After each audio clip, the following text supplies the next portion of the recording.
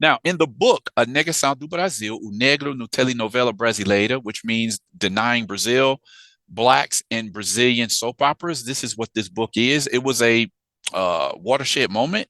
Came out in 2001 by one of the biggest black directors in the country, Joel Zito Araújo. He criticized and he summed up the representation of black Brazilians in the ever popular novellas of the time, going back from, I think he went to from the 60s up until the late 90s. And he did a breakdown on what black characters look like in these novellas. Um, so he cites elements heard from interviewees who evaluated how the mass media represent blacks and Afro-Brazilians on television. Now, just so you know, A Negação do Brasil is something that I've referred to numerous times, on the channel as well as on the blog, because this is a benchmark of trying to break down how Brazil presents black people in its telenovelas. Okay.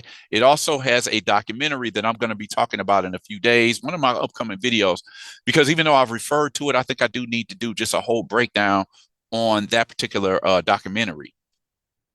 The main points of criticism in the book: number one, blacks are represented through negative stereotypes. Two, there is a total invisibility of the positive action of blacks. Three, black culture is seen as folkloric and not as part of popular culture and the constitution of the imagination and preferences of the Brazilian people. Four, blacks as an element of fun for whites, not for themselves and their ethnic group. And five, the presentation of blacks as poor and slum dwellers, or favelados, you'll call them, is in the routine structure of the news. So no matter what you look at the novellas or the news programs, they're going to present black people in a certain way. And then this in essence, in turn, it has an influence on how the public sees the black population. So when you constantly see the news portraying the favela, again, the slums, poor, predominantly black neighborhoods, and you seeing this as an area of danger, of poverty, of drug, trafficking or whatever, this is what the overall population is going to see. This is what they're going to believe. Like in City of God, the danger element in Brazilian society is what those people look like. Okay. So again, in order to change the narrative, black people have to be not only in front of the screen, they have to be behind the screen. And this is what's so exciting about what's going on right now. These are just some pictures that I mentioned at the top of the video of recent productions in terms of film and television. So let's just continue with this study. So this piece is by Halitani Rocha from the Mundo Negro website. Again, one of the top black media outlets in Brazil. So soap operas, films, television series with regard to black protagonism in Brazilian audiovisual productions in 2023. I, in particular, began to feel represented. Of course, there is still a lot to improve, but I am ending this year very happy with the number of productions that highlighted our black community. That's something that I'm glad he or she wrote this particular piece, because this is something that I noticed in the last few years. I was just very surprised with the rise of television and film productions that featured primarily black cast and black directors. It's been unheard of in Brazil's history of the media. Starting with the hit soap opera Vai na Fé with Clara Monetti and Samuel de Assis, Sharon Menezes, Bela Campos, among all the others of the cast who represented us so brilliantly, to the point that we saw many comments from internet users who started to watch the soap operas again, thanks to this powerful cast and script, including such a symbolic and respectful representation of the peoples of the Tejeros and Orixás. A lot packed in that paragraph. The actress Clara Monetti and the actor Samuel de Assis are two people I talked about in recent videos on this channel. You can go back and look in just go back a couple months and you'll see videos that I did about those two actors. They earned names for themselves in this particular novella. Other thing to point out is when the writer of this article talks about respectful representations of the Tejeros and the Orixás, she's talking about the Afro-Brazilian religion of Candomblé has been much demonized, not only by the Brazilian media, but just in the beliefs of the Brazilian population. They believe that the Candomblé specifically in Afro-Brazilian religion, as well as another more synchronized religion, the Umbanda, their houses of worship are called terreiros, and they have these gods, these spirits that they call orishas. These, particularly the candomblé, is influenced by the Yoruba religion from Nigeria, and there are aspects of this religion that you can find throughout the Caribbean and South America. They call different things in different countries, but the tejeros have been under attack, almost since the very beginning of Black Brazilians bringing it to Brazil, the religion. The Tejero is the house of worship, and you see reports in the media all the time about how people who practice these religions have been the victims of stereotypes and racism, physical attacks. They've seen their houses of worship, their tejeros, burned to the ground, vandalized. It's pretty tragic what goes on in terms of people having a lack of respect for this religion. So, what she's saying in this particular piece right here is that he or she, Halitani Horsha, is being thankful for the way the religions are portrayed in these latest productions, because it's always been a religion. These two religions have always been demonized in Brazilian society. Vai na Fé also showed how Black representation, in addition to attracting the public interest, is of interest to business.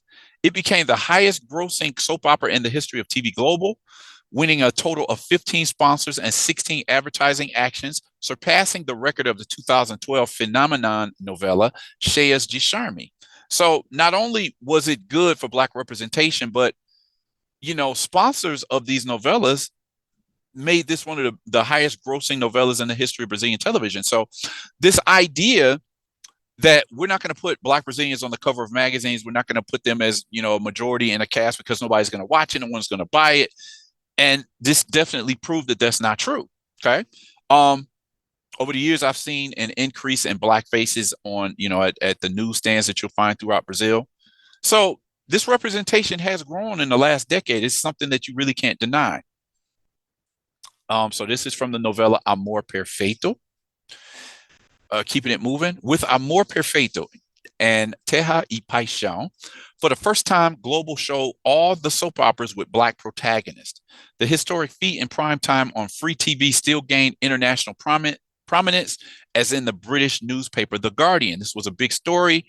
The Guardian talked about how Brazil's media has definitely diversified more over the years. This is a still from the film that was just released, O Pai Part 2. There was the part 1 of the movie it had to have been over a decade, 15 years ago. It was a big hit, and it turned into another miniseries. So with demands for part 2, this movie was recently released, again with Lázaro Ramos, the guy in the picture here, known as probably the most prominent Black Brazilian actor. And he's recently sat in the director's chair. So he's working both sides of the camera now. Now, as for cinema, especially this November, we are about to experience a great moment. O Pai 2, which I just talked about, starring Lázaro Ramos, opened on November 23rd. From this day on, we will have 3 national films with Black protagonism. That is huge. Because I'm saying, all the years that I went to, movie theaters in Brazil, it seemed like, understand, Brazil's movie industry is just coming back. Like the 80s and the 90s was devastating for Brazil's cinema market. You go to a Brazilian cinema nowadays and you still see 7, 8 out of 10 of the films that you'll see at a Brazilian movie theater will be American films or a combination of American and other foreign films. You might find 1 or 2 Brazilian films in that movie theater. That's slowly starting to change. But to see 3 films out at the same time that have Black protagonists, that has to be a record. Okay. Let's see, where was I? The other 2 that are already in theaters are 2 powerful biopics, Mussum o Filmes. This one right here, starring Ailton Graça, this popular actor here, and Nossa Sonho, starring João Paiva and Lucas Penteado. Let's talk a little bit about this. Now, anybody who's in Brazil, they know who Mussum is. He's a beloved character from, first he was a samba singer in the 60s and 70s. Then in the 80s and 90s, he became a skit type of comedian, on this popular television show. So everybody knows who Mussum is. The film about the comedian and samba singer Mussum, released on November 2nd, made history by becoming the biggest debut of Brazilian cinema in 2023, earning about 640,000 reais, in addition to having already earned 2 million reais in its first weekend. The feature film about the duo Claudinho and Bochecha, Nossa Sonho, and that's this film right here, so far is the most watched Brazilian film of the year, totaling 450,000 viewers, according to the last update of the production released on October 31st. So this is big news. Okay, you have Mussum making history. It earned 2 million reais in its first weekend. Now, it might sound like a small number for Americans who are accustomed to, opening weekends being 70 and $100 million. But for a Brazilian movie industry that's coming back, that's a respectable number, particularly when you consider the film is about a Black comedian. Then you have the movie Nossa Sonho, which means Our Dream. It's about these. It was a popular funk duo from Rio de Janeiro from the early 2000s. Was it Claudinho and Bochecha? And I was just amazed because I'm like, if they can tell a story about these two guys, there are so many Afro-Brazilians that they could make biopics in, from their lives.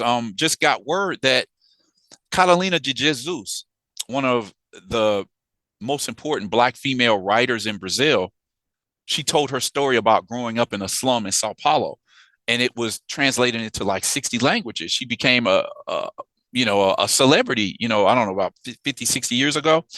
They're turning her story into a biopic. So this is exciting news. And again, I just say, if they can produce biopics about Claudinho and Bochecha, they can produce a film about Carolina de Jesus. There's so many other figures that they could focus films on. The Luis Gama story that came out a couple of years ago. Very important Black abolitionist from the 19th century. Let's see what else we have here. This year, Brazilian series are also not far behind. Histórias Impossíveis, Impossible Stories, on TV Global brought great Black, Indigenous, and LGBT plus reflections. And on Black Consciousness Day, November 20th, the last episode starring Leandro Firmino and Neuza Borges, the special Falas Negras, meaning Black speeches, will be shown. Now, speaking of City of God, Cidade de Deus, maybe you all will remember this guy. He played Zé Pequeno as an adult in the film City of God. And this is well-known veteran Black Brazilian actress Neuza Borges. Let's keep this moving.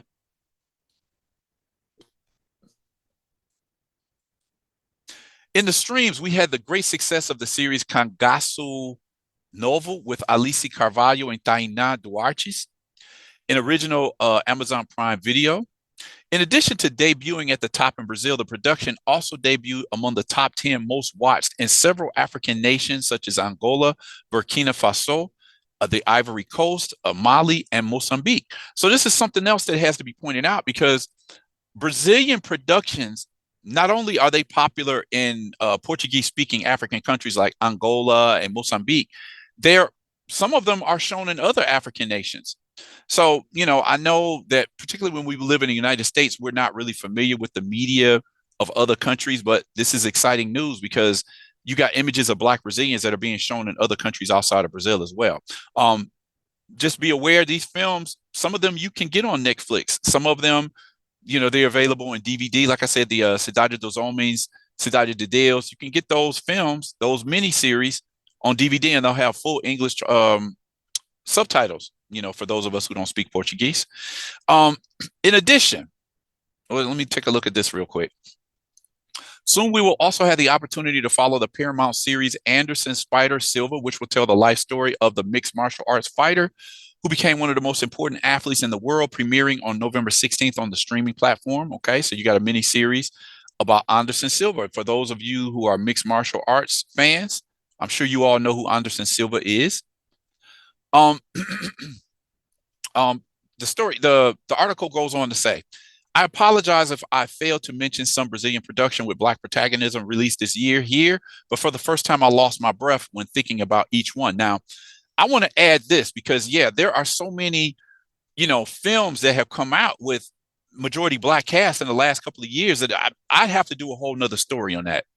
But this is one of the most important. This film, Marte translated as Mars 1, it was chosen with a majority Black cast and a Black director. It was chosen to be Brazil's representation for the Best International Film category in the 2023 Oscars, or 2022. I'm mixing up which year.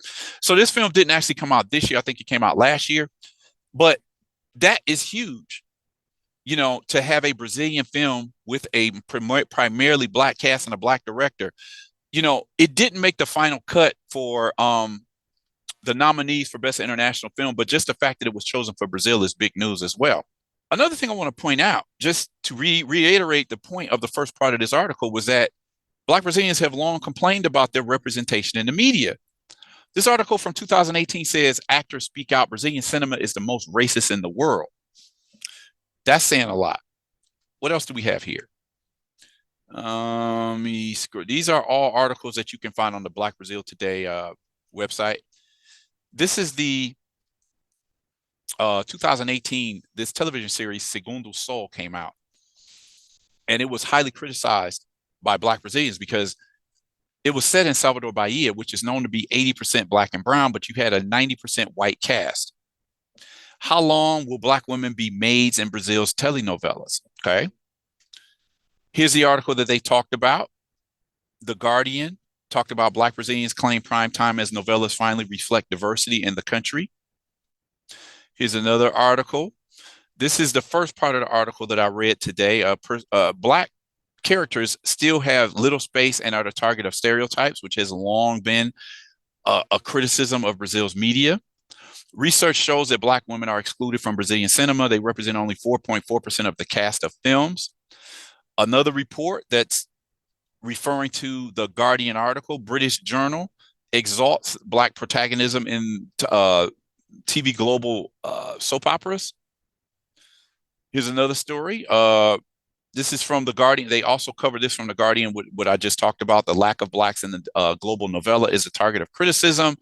In the British Journal, The Guardian, the name of that article is the same novella I was just talking about. Bahia is Brazil's blackest state, but you'd never guess it from the latest TV soap opera. And on and on. Afro-Brazilian actresses and filmmakers criticize the gap in representation. So you get an idea. This is what I'm just trying to explain about why this is such a big deal, this sudden change into diversity in Brazil's media.